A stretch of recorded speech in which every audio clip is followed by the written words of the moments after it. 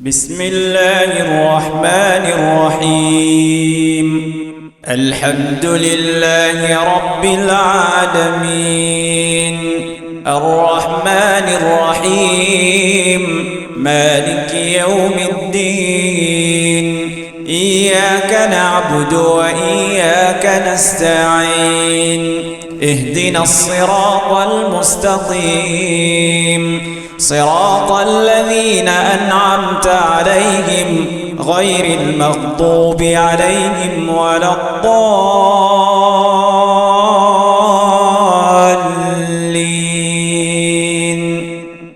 السلام عليكم ورحمة الله وبركاته.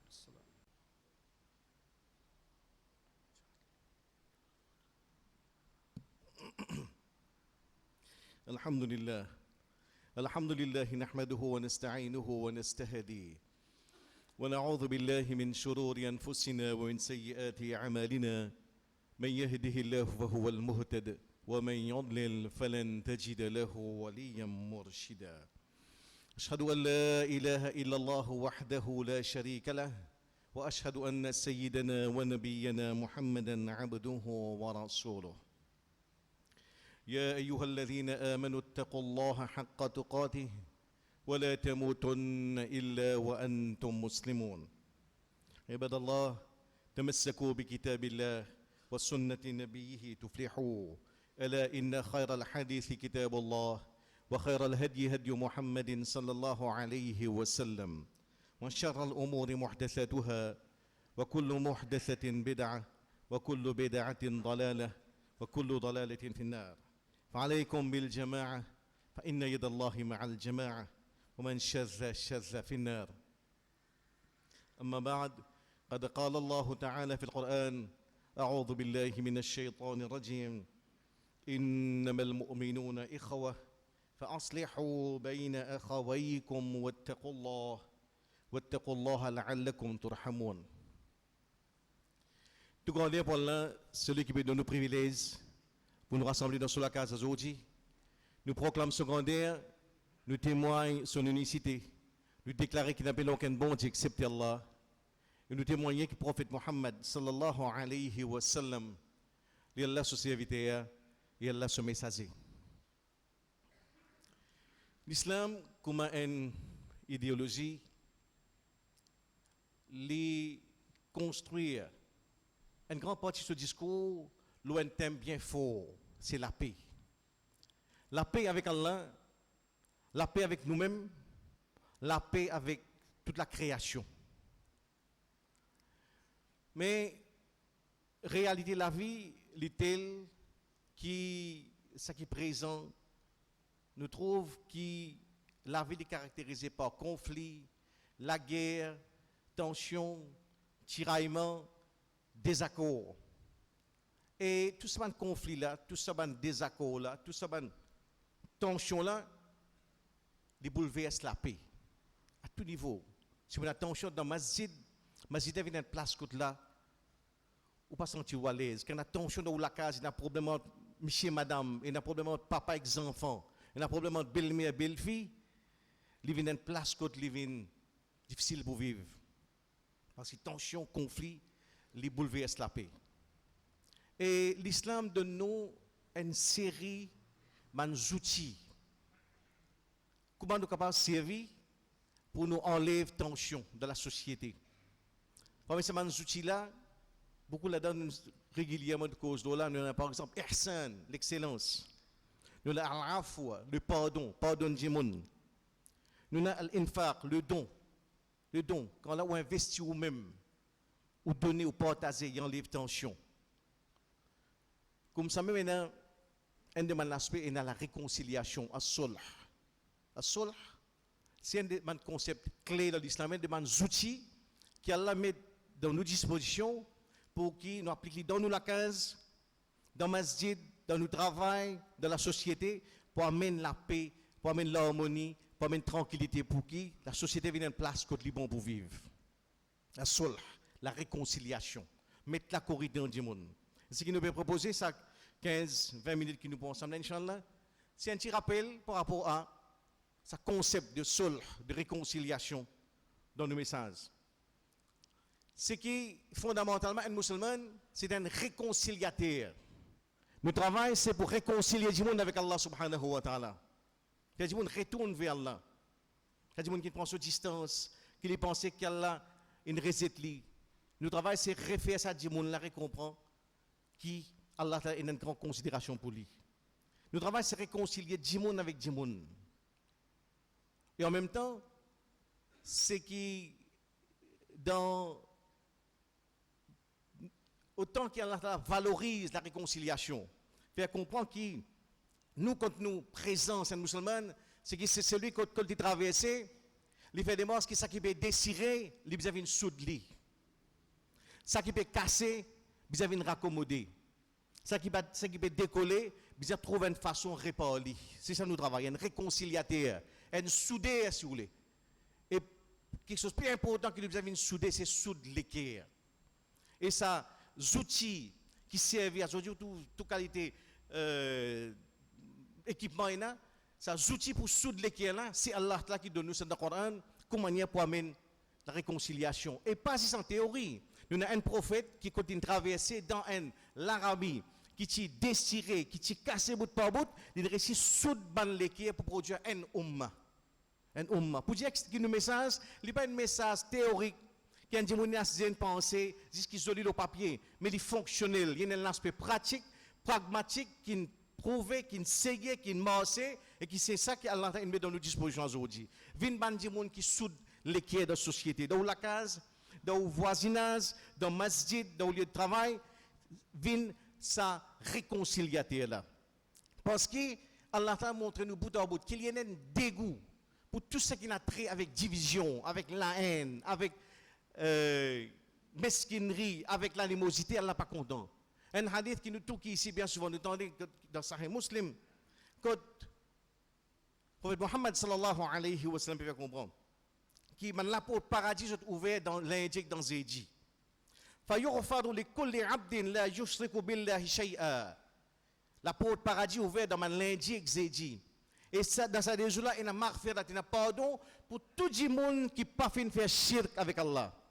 Pour tout le monde qui reconnaît qu'il y a un seul bon Dieu, c'est Allah. Qui me la prière, c'est pour Allah. Mon doigt, c'est adressé vers Allah. Mon talamé, c'est avec Allah. Mon pleurer, c'est avec Allah. Mon genou, c'est avec Allah. Il n'y a personne qui mérite de me prosterner. Mon talamé, mon demander quelque chose, excepté Allah subhanahu wa ta'ala.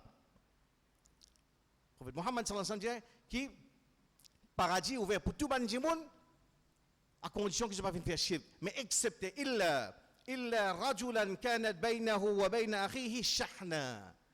À l'exception de Sadimoun qui est entre lui et son frère, il y a shahna, il y a rancune, il y a l'animosité, il y a tout ce qui est négatif entre Sadimoun et son frère. Et qui vous dit que ça va dire là, les autres, فيقال أنظروا هذين حتى يصطلحا. 3 fois pour votre réponse. Anziru hazaini hatta yastaliha. Quitte ça de là jusqu'à qu'ils soient réconciliés. Quitte ça de là d'un côté jusqu'à qu'ils soient réconciliés. Quitte ça de là jusqu'à qu'ils soient réconciliés. Jusqu'à qu'ils se trouvent moyen pour enlever sa rancune, sa animosité, sa tension qu'il y a dans les autres entre eux et les autres frères. Tu comprends? Qui quand elle n'est pas content, la discorde, la haine, division. Parallèlement à ça, un petit peu montrer consistance qui est dans l'islam, autant Allah pas content. Tout ça qui amène division, amène la haine dans les cœurs du monde, autant Allah valorise sa action qui appelle réconcilier du monde, mettre la corité dans le monde. C'est à tel point, dans un hadith sahih, qui est authentique, qui trouve dans Ibn Majah, on qui trouve dans Tirmizi, le prophète Muhammad sallallahu alayhi wa sallam dit un hadith qui est capable de choquer nous. Quand il dit avec son sahaba, Ala ukhbirukum bi afdali min darajati as-siyam wa as-salah wa as-sadaqah. Et qui se tous les mots informent autres qui quelque chose qui est plus supérieur, qui n'a plus valeur, qui rosa, qui namaz et qui sadaqa. Imaginez-nous. Qui quelque chose qui n'a plus valeur, qui rosa, qui namaz et qui sadaqa. Bien sûr, le prophète d'Allah. Le prophète dit Salahu dhatil bayn. Salahu dhatil bayn. Mettre la corité entre les autres. Mettre la corité entre les autres. Soud ban l'équerre qui ne désiré, qui ne divisé, qui n'a rancune. Est-ce qu'à tel point qui, quand nous avons beaucoup de savants qui m'ont commenté, sa action qui appelle réconcilier du monde. Et Anas radiyallahu anhu dit, n'importe qui s'en là, qui met la paix entre des gens, qui réconcilie des gens, pour chaque parole qu'il prononçait, pour chaque parole qu'il nous prononçait dans cette action-là, Allah donne l'équivalent sawab, comme si il vient libérer un esclave. Libérer un esclave, c'est un acte très méritoire ça, qui n'a grande valeur. Pour chaque parole qu'il vous prononcez dans ce travail-là, Allah donne l'équivalent, comme si il vient libérer un esclave.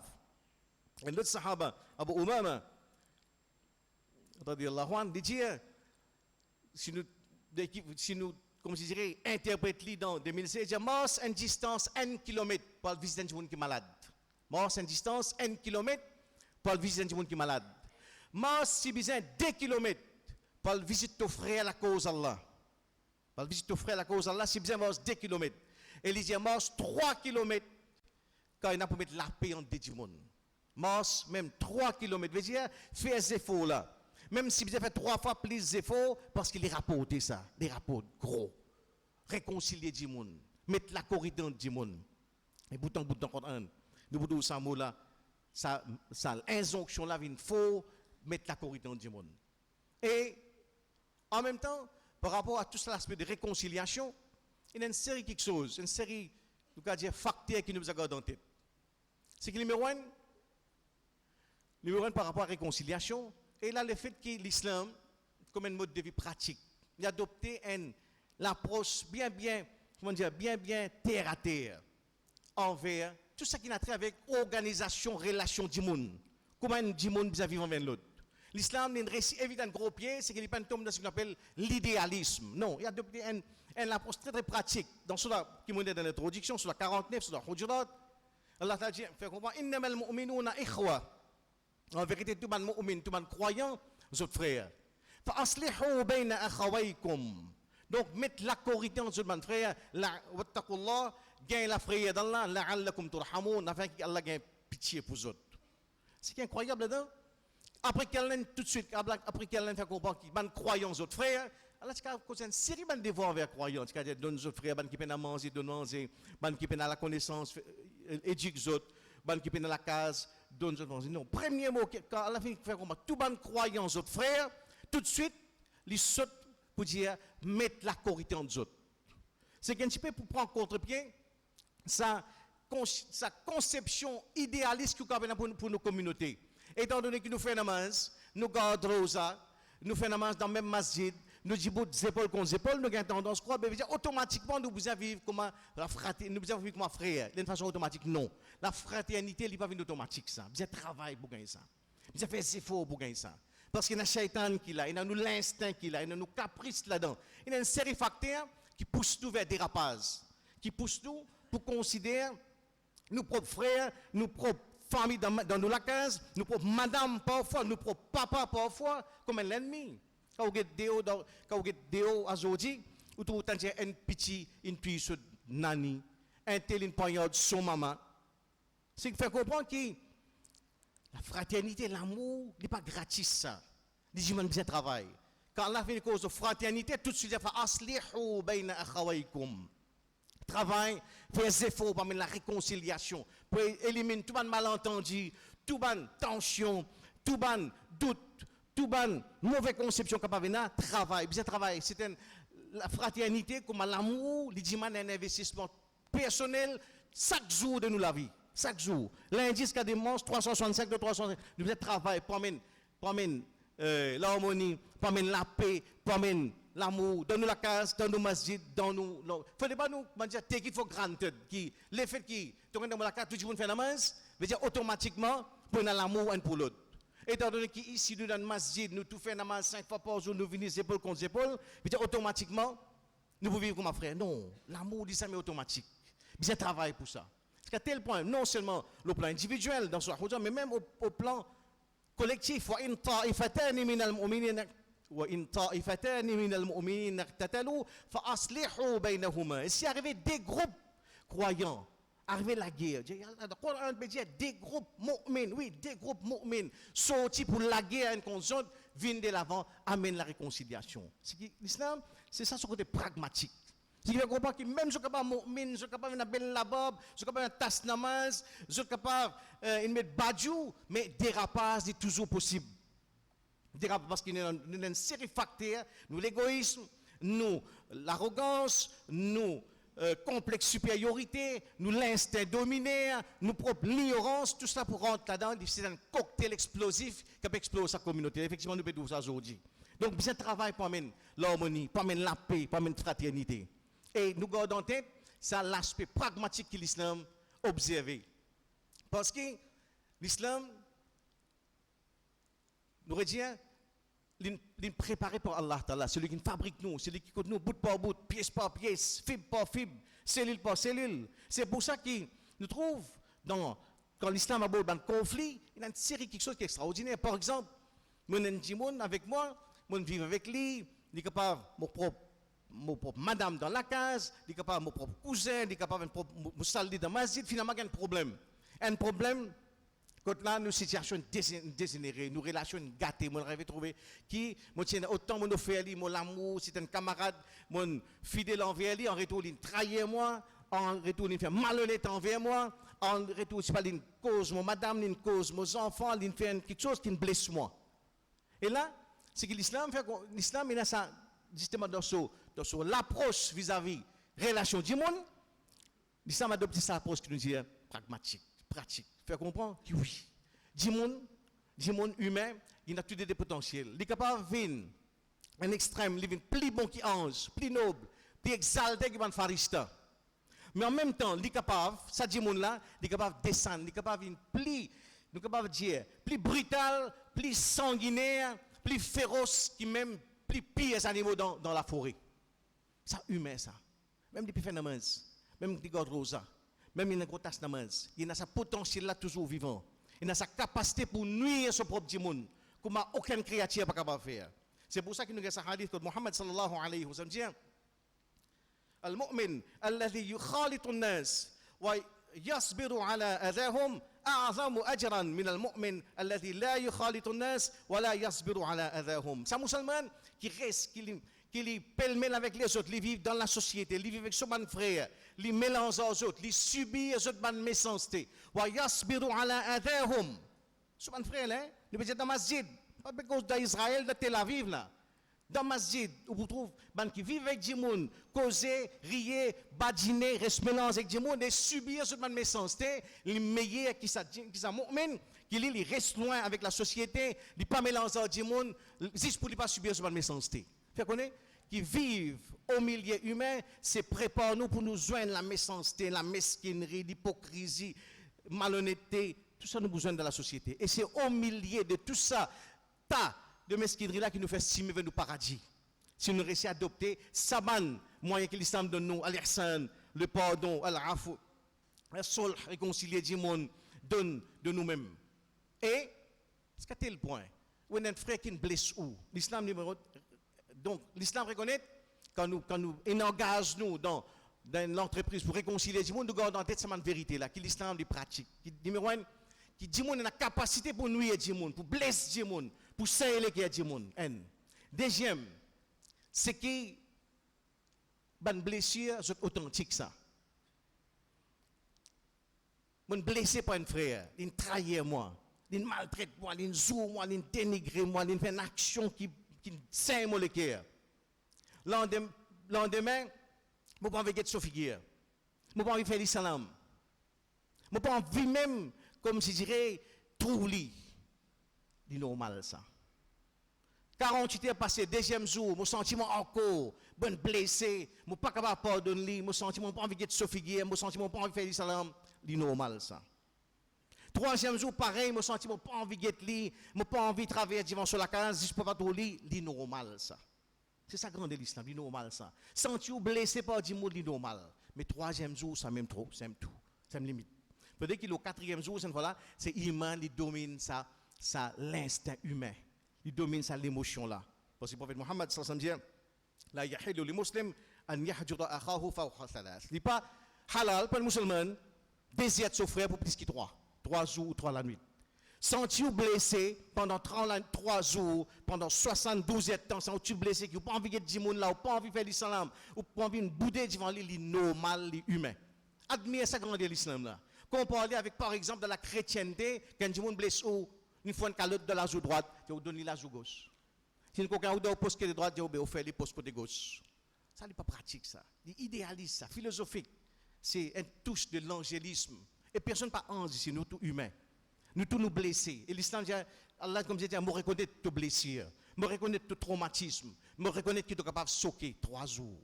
3 jours. Après 3 jours, Bizena réouvert la porte là vers la réconciliation pour les saban, pour drainer saban, la bile, saban, la haine, tout bon moyen pour drainer ça. Et ça c'est l'aspect pratique. Par exemple, dans le domaine de relation pareil, nous trouvons ça l'avance que l'islam fait. L'islam reconnaît qu'il y a certaines relations qui ne sont pas marchées. Qui sont capables, par exemple, un monsieur et madame est marié, je suis à tout pour amener le bonheur, pour gagner la tranquillité, mais finalement, il n'est pas marché. C'est pour ça que dans l'islam, talak, c'est une réalité. C'est un droit. Il est capable qu'il y ait une relation, pas marché, bien terminée. Après 15 ans de mariage, après 6 mois, après 6 semaines, après 6 ans. Parce qu'effectivement, il y a une relation qui est préférable terminer qui continue parce que si continue pour un zulum pour une haine qui vous vivre un véritable enfer sur la terre et Allah t'a parlé ça si bien termine mais seulement après qu'il fait tout bon moyen pour mener la réconciliation. Encore une fois ici nous rentrons en contradiction ce qu'on est capable de dire c'est un posture tout à fait différent de ce que la chrétienté par exemple adopté dans la chrétienté peu il y a le divorce pas existe. Le mariage c'est ce qu'on appelle le sacrement. Quand vous mariez pour la vie jusqu'à la mort. Le sacrement est indissoluble. Rien ne peut dissoudre le sacrement sinon, si ce n'est la mort. C'est juste la mort qui sépare du monde. Mais non, dans l'islam, non. Dans l'islam, il y a une relation pas marchée. Parce que du monde en lui-même, quand on nous dit, du monde, c'est une créature compliquée, ça. Compliqué.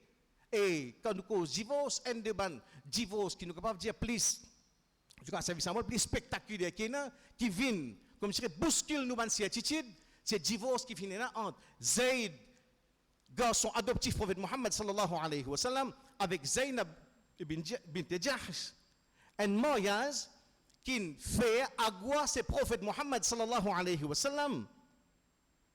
Zayd ibn Harith c'est un garçon adoptif qui grandit dans la case plus extraordinaire qui existe sur la planète là dans la case prophète Mohammed sallallahu alayhi wa sallam. Sa formation fait par Mohammed sallallahu alayhi wa sallam et Khadija radiyallahu anha. Imagine qu'il y a des gens Zainab bint Jahsh, encore une fois, c'est un sahabia qui Allah t'a pour choisir pour une épouse prophète Mohammed sallallahu alayhi wa sallam. Donc, qui niveau? Des djimoun comme ça, mariés, après 1 an et demi, divorcés. Il faut nous comprendre qu'il fait attention dans la relation djimoun, pas adopter un petit concept, on va dire, théorique. Puis, il a fait namaz, Masjid Nour Islam, côté Tifi, je fais grande Masjid Al-Mizan, veut dire automatiquement, je suis obligé, reste bien. Les obligés viennent dans une coupe idéale. Ça m'est. Quand des garçons font un mandat du masjid, quand des filles font un mandat masjid Aqsa, je donne même akida, veut dire automatiquement, je bizarrise bien. Jamais. Dimoun, c'est une machinerie plus compliquée qui existe dans l'univers là, ça. Il n'est pas comme on va dire, il n'est pas comme une poule qui vous connaît après 42 jours qui taille. Il peut arriver, il n'est pas comme une résine banane qui est capable de prévenir. Non, Dimoun est caractérisé par un élément très imprévisible. Nous irrationnels, il y a une série de facteurs qui rentrent dans nos gisements qui fait que nous vivons dans des mondes compliqués. Donc, quand nous abordons des mondes, nous gardons en tête que des mondes c'est un être très compliqué. Nous gardons en tête que dans la relation du monde, c'est une relation qui toujours nous réinvente l'amour tous les jours que nous étions. Dans nos lacases, dans nos masjids, dans nos bastis, dans nous l'encourage, la fraternité, l'amour, l'harmonie, l'investissement personnel dans la vie tous les jours. Jamais nous qu'il faut grandir. أقول قولي هذا واستغفر الله لي ولكم ولسائر المسلمين من كل ذنب فاستغفروه إنه هو الغفور الرحيم.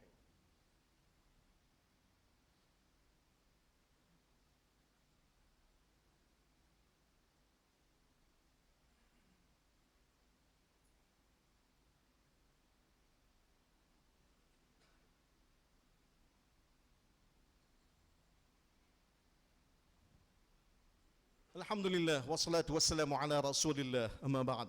Donc, quelques bandes faits qui, par rapport à ce travail de mettre la corité en djimoun, mettre la corité dans nous la case, mettre la corité en djimoun, qui nous boudit envers lui, qui nous coupe relation avec lui, il y a une série de facteurs que nous prenons en compte.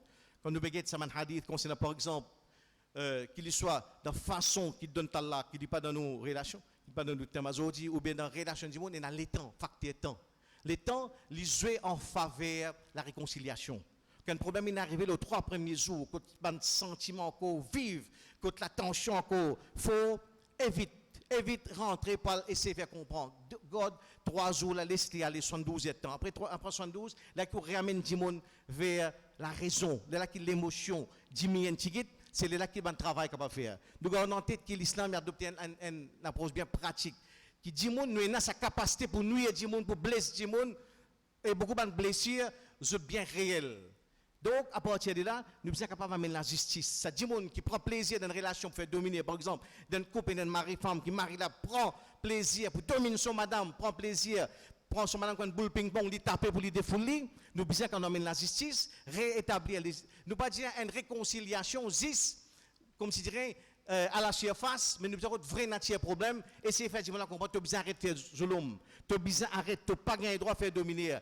Pour amener l'amour, pour amener l'entente, besoin de la justice. En même temps, nous avons en tête qui dit bien compliqué, et en même temps nous servir tout le principe qui est là, mais ça qui est exceptionnel par rapport à la réconciliation, nous trouvons que c'est un de mes domaines que là permet nous non seulement de recours à un principe, mais le prophète Mohammed sallallahu alayhi wa sallam, l'islam permet que même si n'a pour, comme si dirait, servir mensonge, soit une réconciliation, il y a un droit à servir. Et d'ailleurs, c'est un des moments. Et dans le hadith qui trouve dans Sahih Muslim, que le prophète Mohammed sallallahu alayhi wa sallam dit ليس الكذاب الذي يصلح بين الناس ويقول خيرا وينمي خيرا. Il n'est pas menteur, c'est lui qui, pour amener la réconciliation en dit monde, il cause ça qui est bon et il donne bonne nouvelle. C'est-à-dire par là, même si ce qu'on dit en anglais, une extension of truth. Même s'il n'a pour faire une extension de la vérité, même s'il n'a pour casser un petit contour, si il y a un mensonge, problème là entre monsieur et madame, finalement, là où jeune madame là, capable de tourner mon jeune monsieur là, mais si je peux dire, tourner sans toi, il n'est pas capable de vivre, il n'est plus capable de manger, il n'est plus capable de dormir, il n'est plus capable de vivre, tout ce sort infini. Même n'est pas trop vrai, mais si il y a un mensonge, pour amener réconciliation, c'est un demande. Et d'ailleurs, au Mekolthum, il dit qu'il n'y a aucune place. L'islam peut faire compromis avec mensonge. L'islam est intraitable envers mensonge. À tel point, est-ce que le musulman est capable de capot pour faire dire dernier recours, oui. Dernier recours, dernier recours, il est capable de capot. Mais le musulman est capable d'avoir peine pour dire oui, dernier recours, capable de faire. Mais est-ce que le musulman est capable de mentir pour dire non, mentir non. Mentir nous. Un musulman va dire dernier musulman là, il est capable de dire c'est beaucoup de défauts dans lui, il est capable, comment nous dire, il est capable capon, il est capable avoir, mais l'islam est intraitable envers mensonge. Mais seulement ce qui s'agit de réconciliation. Dis-moi, nous m'écoutons dire de Sahih Muslim, c'est un de mes places où il droit servir mensonge. Un dans la guerre, deuxième par une réconciliation. Suivez ça. Al-Islahu bayna nas, une réconciliation entre du monde, entre l'humanité. C'est ça nous travaillons effectivement. C'est un premier niveau dans nos locaux, dans nos environnements, dans nos communautés, et même dans la société en général, entre hindous, entre chrétiens, entre agnostiques, athées. Nos présences, c'est pour amener le bien, pour amener la paix, pour amener l'harmonie. Si il y a, pour casse qu'on tourne, même servir mensonge, servir ma parole, pas trop gain droit. Et troisième, c'est dans le djihad, qui a droit à servir mensonge. Donc, servir ma méthode, si il y a, pour bien faire un compromis, si tant sa réconciliation là, c'est un travail qui est hautement méritoire, qui dans ce moment-là, dans ce domaine-là, c'est que nous disons, la fin justifie les moyens. Nous avons droit à un petit contour pour amener la corruption, faire des gens joindre pour enlever la haine, pour enlever l'animosité. Et l'autre point qui nous est là, faut de temps de pas compter, c'est quand on amène la réconciliation, on apprendre à faire compromis. Compromis. La vie, c'est compromis, effectivement. L'islam, tout l'islam construit là, ça, une notion de compromis. L'islam, c'est un compromis, c'est une balance entre dunya avec akhirat. L'islam, c'est le compromis entre, nous pouvons dire, l'individuel avec le collectif. L'intérêt personnel et l'intérêt umma, c'est un compromis.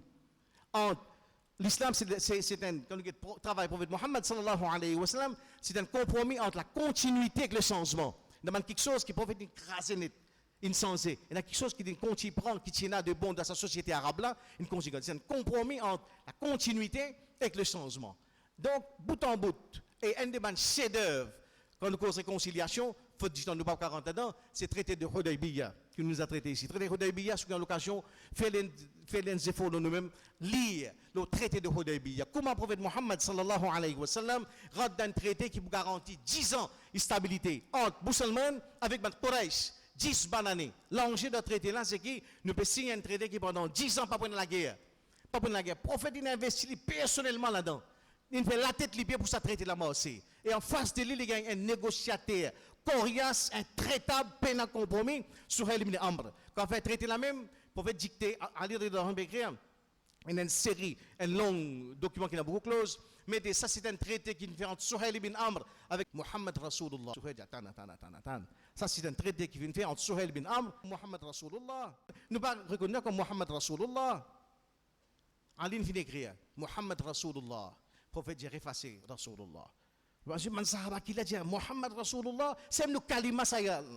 C'est nous kalima ça. Pour ça, nous quittons nous la carte, nous faisons hijra, nous quittons nos familles, nous quittons nos business. Juste à cause de kalima la ilaha illallah, Muhammad Rasulullah. À ce là que nous trouvons dans une position de force, un kafir vient là, vient dicter nous refasse Muhammad Rasulullah, inacceptable. Le prophète dit effacé. Un moment d'hésitation, Ali, le prophète, il me refasse ça. Il mettait Muhammad ibn Abdillah. Peut faire compromis avec nos kalima. Le prophète dit accepter. Comme ça, n'importe qui quitte Makkah, qui vient de Madina, nous vous arrêtons de Makkah.